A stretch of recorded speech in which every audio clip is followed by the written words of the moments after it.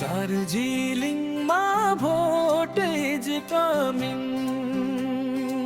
Vote कमिङको अर्थ दार्जिलिङमा note is coming.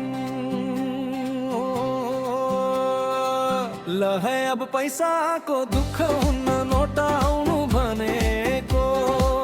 नेतालाई Gaura सुराल र नयाँ कोट आउनु हो। भोट आउनु भनेको जनतामा खोट आउनु हो। हाम्रो सम्बन्धले नयाँ छोट पाउनु हो। दार्जिलिङमा भोट इज कमिङ।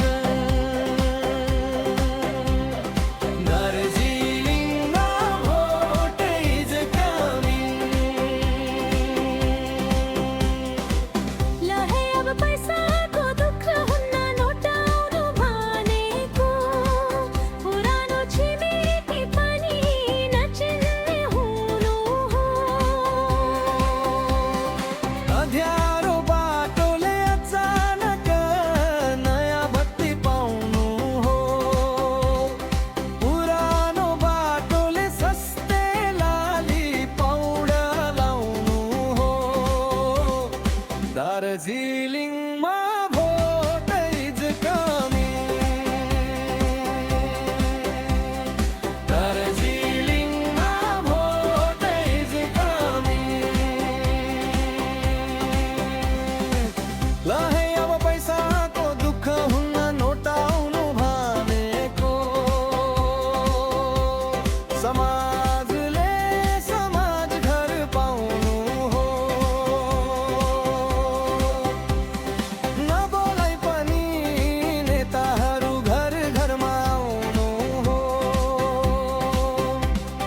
बेकारीले जागिर खानेलाई रक्सी नखानेलाई मासु भात खुवाऊ।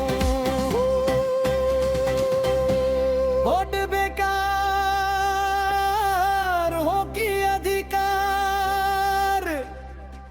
भोट आश्वासन हो कि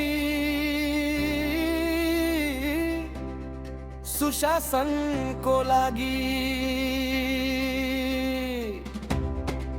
भोट समस्या